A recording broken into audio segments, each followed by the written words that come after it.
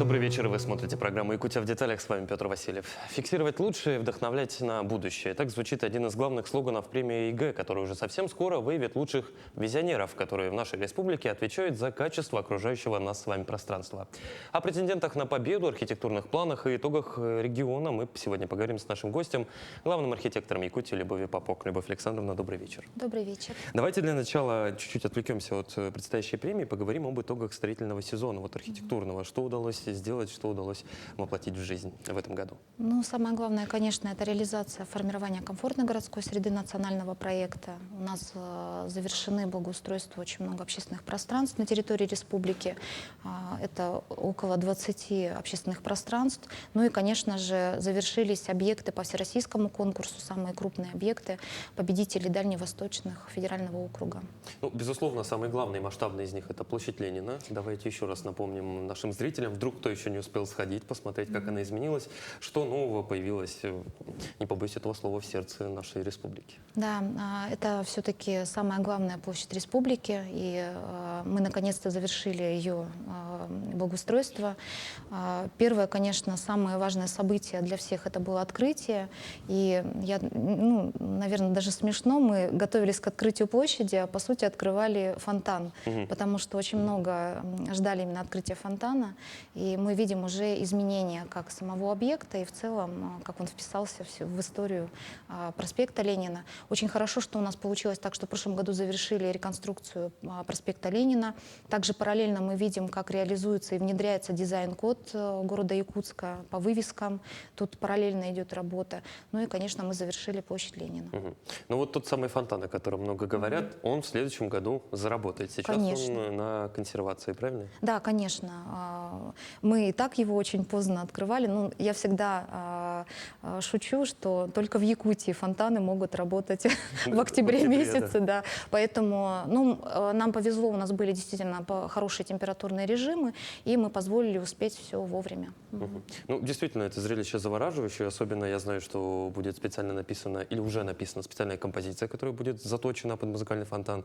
В общем, много нас чего в площадь есть чем удивить, я думаю, с весенним сезоном. Об этом чуть позже поговорим. Я хочу напомнить, Любовь Александровна, и нам, и нашим зрителям, все-таки говорим мы сегодня о премии ЕГЭ. Периодически во время нашего с вами сегодняшнего разговора на экранах будет появляться QR-код, по которому можно будет перейти и ознакомиться с номинантами на премию и проголосовать за тех, кто понравился больше всего. Я понимаю, что площадь Ленина там тоже, скорее всего, есть в номинантах. Конечно, несомненно. Можно отдать и за нее голос. Приходят всегда вам современные технологии на помощь архитекторам. Вот какая из самых современных технологий была использована там, на площади Ленина? Что самое такое вот, самая главная изюминка? В первую очередь, конечно, вот то, что мы говорили про фонтан, все уже увидели, что фонтан у нас и со световыми эффектами, и с музыкальными эффектами, и есть музыка уже, которая ассоциируется с фонтаном главной площади республики. Конечно, очень важно это световые решения по колоннам СРГ и наклонный ландшафт. Вы обратили внимание, там архитектор не попытался, а у него получилось показать вечную мерзлоту. Это вот как раз использование материалов, как эрклес. И достаточно у нас световая площадь получилась очень даже идентичная. Но там же еще какой-то глубокий философский смысл заложен. Там связь прошлого, настоящего, будущего. Да, если об этом рассказывать, нам даже передачи не хватит, потому что там связано с космосом, с культурой, с традициями. Поэтому параллельно мы пытались общаться непосредственно и с вами и рассказывать именно глубокий смысл данной площади. Ну, я думаю, там как с объектом любого искусства, все-таки для меня архитектура — это искусство. Каждый может прийти и по деталям найти для себя что-то свое, открыть какие-то свои элементы и значения. Любовь Александровна, немаловажная часть, хочу спросить. Зима, все-таки зимний сезон. Какую плитку-то положили? Скользко не будет?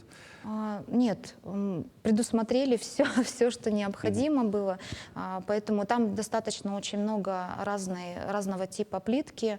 И вот как раз раз вот один из интересных элементов — это как раз рисунок. Очень сложный элемент был, и он тоже с глубоким смыслом, поэтому, конечно, мы старались максимально использовать все технологии. Что с объектом будет в грядущий уже, так скажем, весенне-летний сезон? Какой фронт работ предстоит? Я же понимаю, что сдали, на этом работа не заканчивается. Нет, конечно, еще озеленительные работы необходимо проводить, потому что мы только завершили работы по газону, как и в клумбах, так и на наклонном ландшафте. Необходима будет посадка деревьев. Конечно же, не будем забывать, и я надеюсь, что мы будем параллельно работать уже с эксплуатирующей организацией, заинтересованными структурами. Это, конечно, социокультурное программирование, потому что такая площадь не должна только вот тихо работать фонтан. Мы надеемся, что там будут очень крупные, серьезные летние события. Ну и самое ближайшее еще и зимние события. Конечно. Это, конечно же, одна из главных елок нашей республики. Любовь Александровна, давайте еще раз напомним про газон, который лежит на этой вертикальной конструкции. Какое самое главное правило для тех, кто хочет, собственно, весной, летом видеть прекрасное зеленое полотно? Ну, в первую очередь, в зимний период, пока в том виде, какой наклонный ландшафт есть, по нему нельзя ходить. Во-первых, это небезопасно. Во-вторых, это угрожает самому газону, потому что ему необходимо сейчас окрепнуть. Мы неоднократно тоже об этом говорили. Конечно, дальше для эксплуатации мы надеемся, всегда, когда завершается объект, ты хочешь что-то еще дальше подумать, посмотреть, и мы уже в этом направлении работаем. И, надеюсь, уже с эксплуатирующей организацией мы проработаем зимние варианты данной территории. Ух ты. Да, это необходимо. Я не могу сказать, что есть на это финансирование, но проработки мы как бы начинаем уже продумывать, потому что всегда оглядываешься назад и смотришь, а что бы можно было бы улучшить. Это нормально. Вот. Ну а в летний период, я надеюсь, если газон окрепнет, то, конечно же, на нем разрешается и полежать, и посидеть. Ну, конечно, ни в коем случае не устраивать столпотворение, потому что любой газон можно вытоптать, если там будут очень большие массы.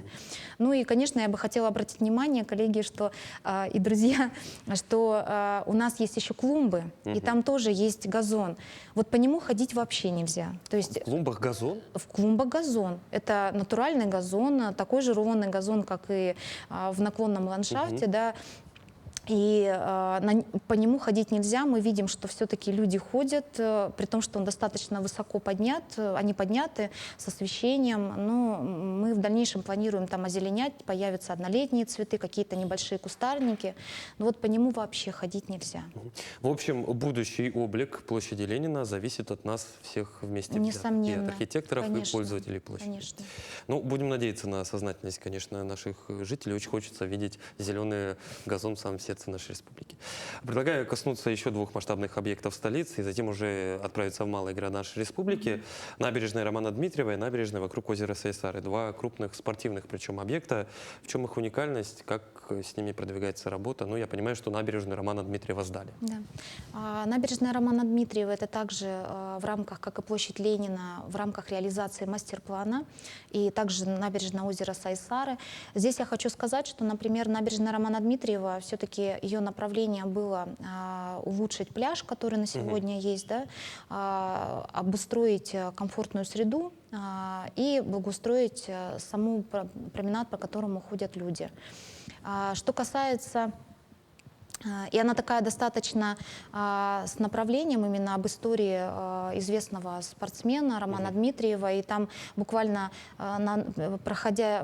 прогуливаясь по набережной, можно встретить какие-то Его истории. приемы. Да, конечно. И даже есть спортивное оборудование. По набережной Романа Сайсары здесь, конечно, больше функционала. То есть если возле спортивного комплекса находится площадка для занятия спорта с очень хорошим покрытием, оборудованием, отдыха для детей. Также есть прогулочная зона вокруг озера, то есть можно пробежаться, прогуляться, освещение. И уже сквер Матери, он более такой зона отдыха с спокойные зоны отдыха, ну и, конечно, с играми детей.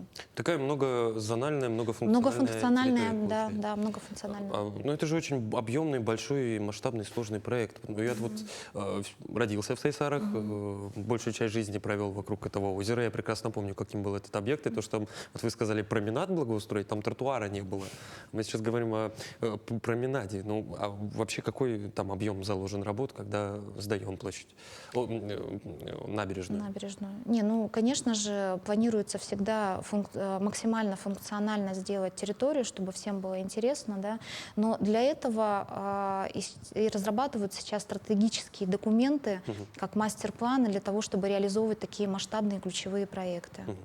Ну, давайте отправимся тогда в районы нашей республики. Какие объекты можно сегодня отметить, которые открылись для жителей сел и малых городов? Ну, в первую очередь, все-таки затронем всероссийский конкурс «Малые города. Исторические поселения». В этом году у нас завершились работы. Это в Алдане, Золотой парк. Также завершился проект в Алекминске. Хотела бы отметить, в селе Бердигистях площадь завершилась, очень интересный проект. Вообще в селе Бердигистях они очень комплексно подходят. Они, кстати, победители были первой премии ЕГЭ под комплексным подходом. И как раз в рамках премии ЕГЭ они выиграли средства и реализовали еще одно общественное пространство, которое в прошлом году завершили. Поэтому также в Барагонцах у нас открылся объект, в городе Ленске очень интересный. Это один из примеров как раз благоустройства улицы. Это первый пример в республике. Юнского, да? Орджоникидзе, да. Там параллельно два объекта шли, да. И, соответственно, очень интересная площадка. Жатай. В Жатае, кстати, один из первых фонтанов паровых как раз реализован в рамках... На центральной площади тоже. Ну и, конечно, есть объекты. На самом деле их много, потому что формирование комфортной городской среды подразумевает еще и региональный проект, где мы реализовываем небольшие общественные пространства. Но мне кажется, для каждого населенного пункта каждый объект уникален и очень интересен. Мы видим отзывы населения, когда открываются объекты, конечно же, они очень радуются, а мы радуемся с ними. Вместе с ними, да. Ну вот, собственно, про население хочу поговорить. Если, ну вот в моем понимании, жители большого города, каким Якутск можно назвать, наверное, такие большие масштабные проекты, ну их сложно удивить. Ну, площадь Ленина, площадь Ленина построили. Вот это же большое значение имеют такие общественные пространства для жителей малых сел, для малых городов и сел. Это же точка притяжения уже полноценная. Да, конечно. И я замечу, что именно в Якутии развитие именно сельских территорий очень большое уделяется внимание. И не во многих селах России есть такие объекты, уж поверьте мне, потому что мы видим, как... Ну, у нас специфика сама региона, у нас малочисленная, очень мало населения, да, но при этом очень большая территория. И все-таки даже в селах мы видим объекты, которые реализуются, и не только объекты общественных пространств. Во многих есть уже свои дизайн-коды, где они применяют и в малых архитектурных формах. И, конечно, у нас, например, вот если взять из городов, город Алекминск, он очень активно реализует дизайн-код. Алекминск же вообще один из первых малых городов, которые начали вот эту вот практику внедрять в себя. Ну, можно сказать еще и город Якутск, например, автобусы, которые мы видим, да, вот как раз Кдана, и очень, она очень интересный такой проект выполняла, и его реализовали. Но в Алекминске реализуются не только вот они вот автобусы стали реализовывать, они используют в адресных перечнях его, в малых архитектурных формах. Ну, то есть понимание глав есть, и действительно, исходя из популярности всероссийского конкурса и формирования комфортной городской среды регионального проекта, мы видим, насколько понимание появляется у нас во многих поселениях. И главы стремятся, конечно, участвовать.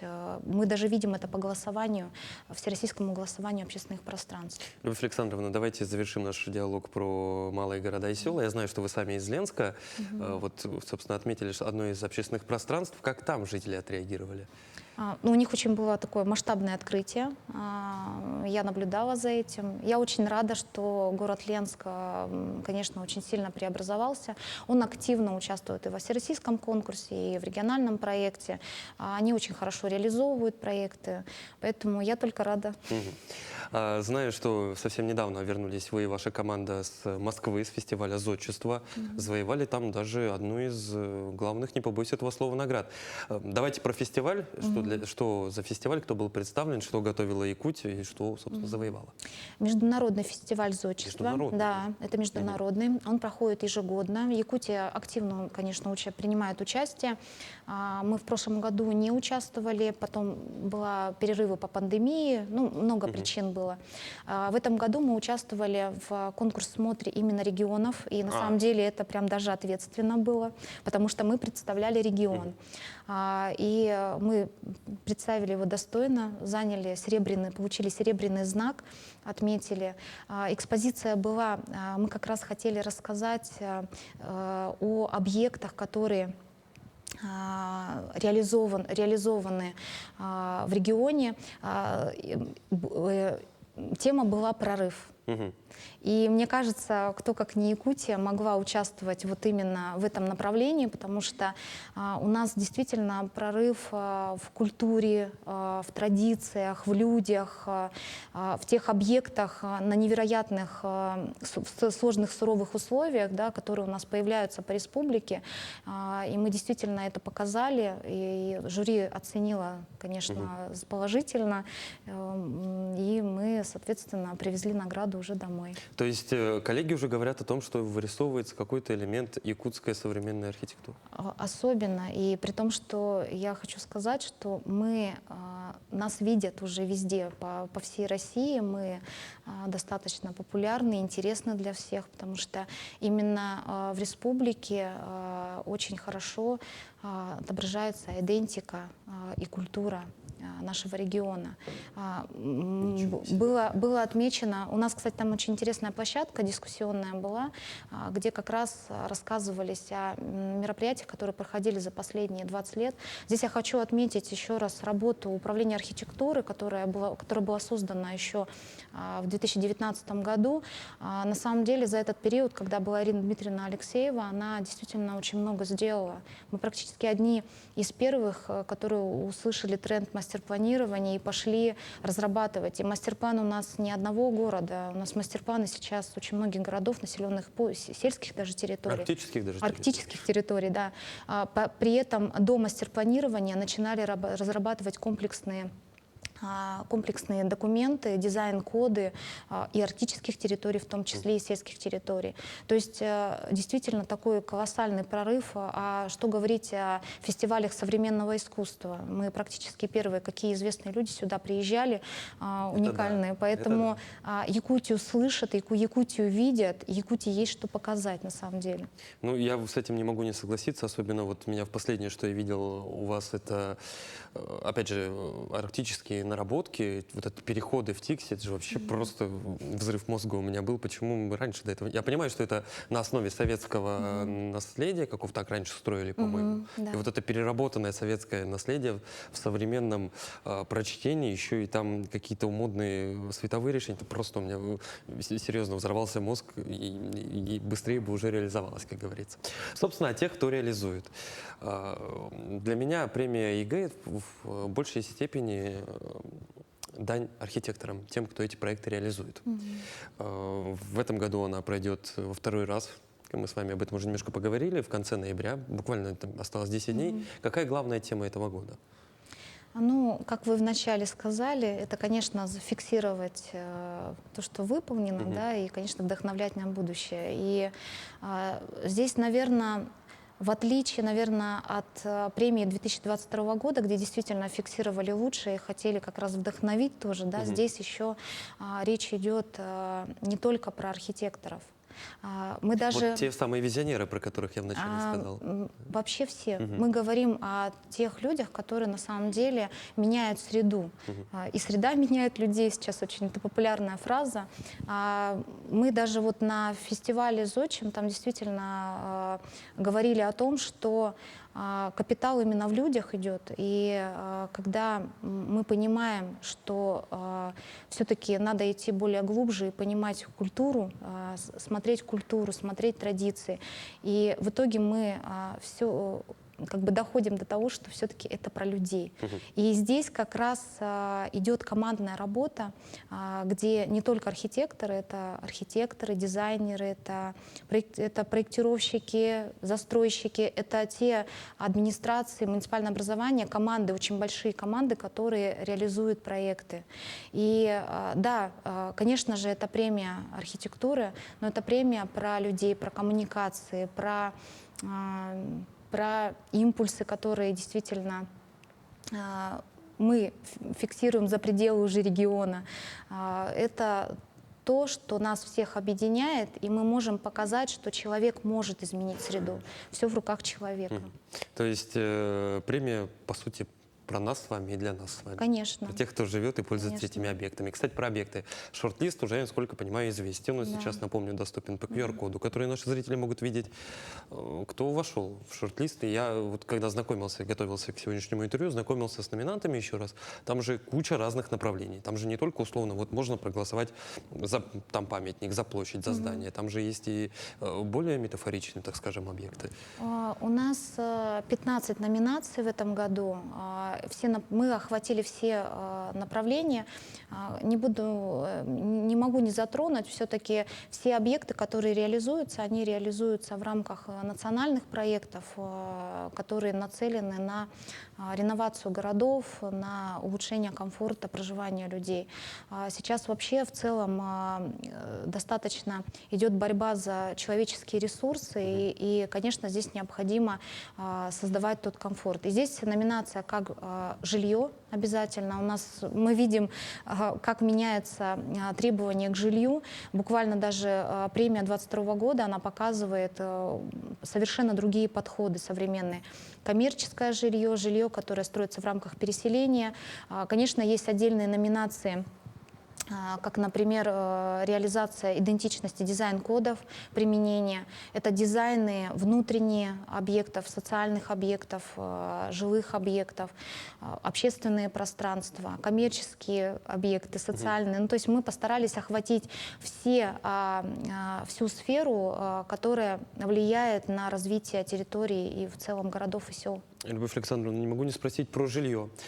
Я понимаю, что у современного человека и у архитектора в параллели поменялись отношения к тому, как должен выглядеть современный жилой дом, как он должен функционировать. Вот для меня самый яркий пример современного жилого дома, который можно построить в Якутске, это дом на пересечении Лермонтова и Курашова. Не помню, кто застройщик, но вот этот великолепный, с которого еще как-то каскадер спускалась. Вот как сегодня поменялось, на ваш взгляд, и почему требования у жителей именно к жилым пространствам? Ну, это нормальное явление. Человек всегда любит жить в комфорте, и как бы мы ни меняли, всегда мы должны все-таки идти тенденции улучшения. Есть очень хорошие примеры, например, жилья, где уже применение благоустройства. То есть обычно стандарт — это дом, автостояночные места, ну, пару там оборудования. Детская площадь. Да, а сейчас на самом деле, ну, очень сложно даже было назвать это детской площадкой. Сейчас это более, это объекты, многоквартирные жилые дома с, я могу сказать громко, с общественными пространствами, то есть где можно отдыхать, заниматься спортом. Внутренняя отделка совершенно другая, то есть навигация интересная. То есть с каждым разом качество жилья, оно улучшается, но опять же, потому что люди меняют требования, и застройщикам необходимо идти в тенденцию, то есть современным стандартам. То есть условному жильцу уже нужно не просто дом, ему нужно общественное пространство это в рамках дома. все, что нас окружает, даже здесь мы с вами находимся, это все общественное пространство, да, которое подразумевает нахождение человека комфортного правопровождения. Любовь Александровна, не могу не спросить, а какое тогда у вас любимое городское пространство в нашем городе? Я понимаю, что сейчас, возможно, вы скажете площадь Ленина, возможно, нет, потому что за столько времени, с которым вы с ним провели, там может и поменяться к нему отношение, но тем не менее. Ну, я, например, очень люблю природные территории рекреационные. Мне вот как раз немножко в Якутске не хватает этих территорий, поэтому мы часто посещаем парк. Я надеюсь, все-таки парк все-таки свою реновацию когда-то получит, и мы найдем там очень интересное общественное пространство. Но я люблю территории, которые все-таки более функциональные. Мы сейчас тоже стараемся прорабатывать интересные проекты. Вот один из них мы сейчас рассматриваем Курашова. Буквально недавно мы просмотрели концепцию, хотим сейчас вот ее представить, посмотреть, как ее оценят. И здесь, мне кажется, для каждого человека всегда есть свое определенное место, свое общественное пространство, то ли это двор, то ли это какой-то крупный парк, сквер или набережная. Главное, чтобы ему там было комфортно. А не бывает вот этого профессионального, так скажем, взгляда, вот когда ходишь по тому же парку, здесь бы я убрала урны, О, да. или здесь бы я поставила фонаря. Как боретесь?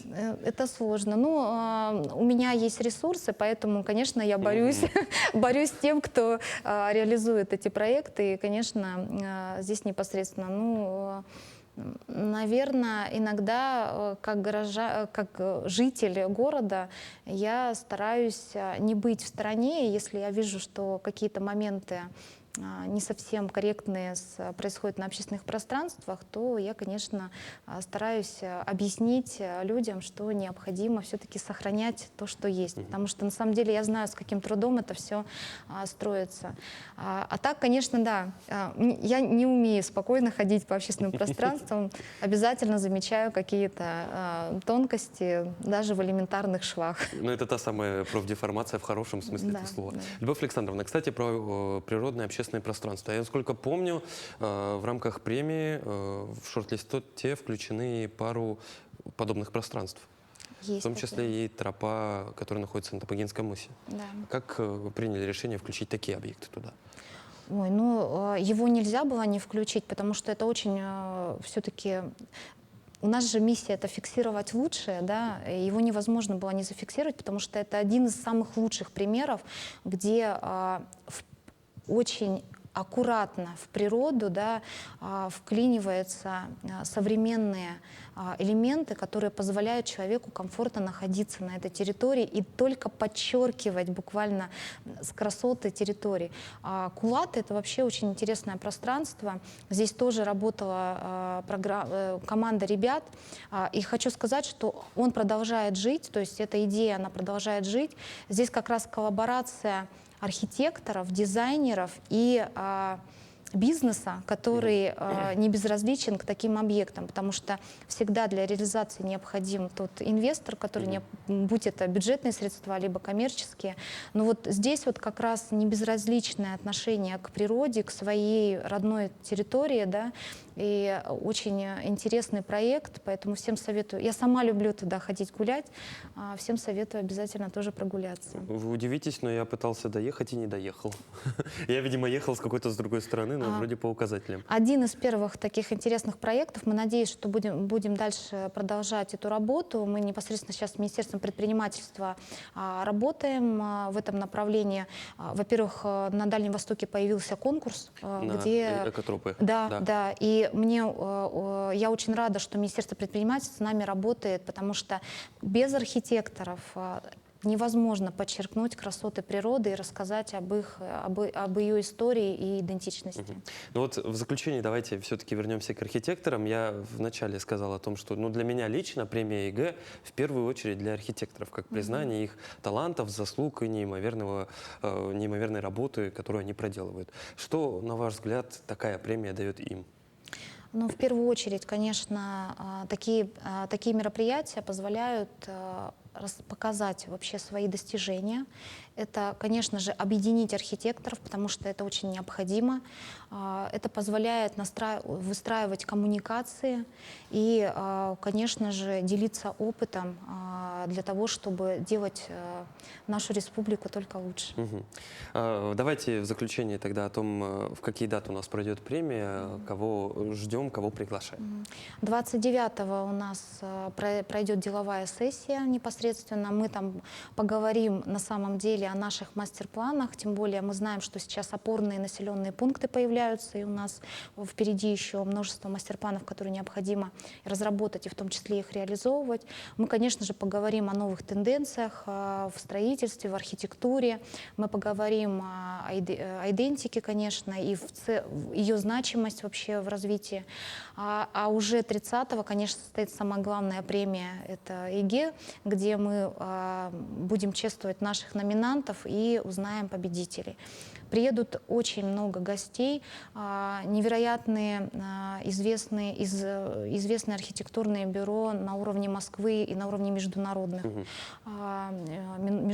практик. Там большой пул, я знакомился. Да, тоже. конечно. И приедут эксперты, Дом РФ, Корпорация развития Дальнего Востока. Также мы ждем гостей из Министерства строительства Российской Федерации, сейчас ждем подтверждения. Ну и в целом, я думаю, что как раз это мероприятие, я надеюсь, вдохновит всех, и муниципальное образование, и в целом, и, наверное, покажет совсем иную историю и иную сторону архитектуры. Любовь Александровна, а что лично бы вы пожелали и архитекторам, которые номинированы на премию этого года, и тем, кто только хочет войти в шорт-лист премии следующих годов? Какое главное качество им нужно? Или все качества у них есть, просто можно чуть-чуть им не хватило? Ну, я всегда думаю, что для того, чтобы увидеть результат, необходимо ставить высокие цели. И я желаю нашим архитекторам вдохновляться, во-первых, вдохновиться самой премией и, конечно, поставить для себя наивысочайшую цель и ее достигнуть. Ну что ж, я уверен, что номинанты этого года обязательно получат свои заслуженные призы, все они, и заслуженное признание от архитектурного сообщества, все они постарались на славу, все-таки мы видим их результат работ. Уверен, что все объекты, которые включены в шорт-лист, найдут свое признание у горожан, у коллег из профессионального сообщества. Будем с нетерпением ждать премии и следить за ее результатами. Ну и, конечно же, ждать открытия новых пространств благодаря вашей, в том числе, Любовь Александровна, работе. Спасибо, что пришли к нам в студии сегодня. Ну а на этом выпуск программы «Якутия в деталях» подошел к концу. С вами был Петр Васильев. Смотрите нас по будням в 19:15. Расскажем обо всем в деталях.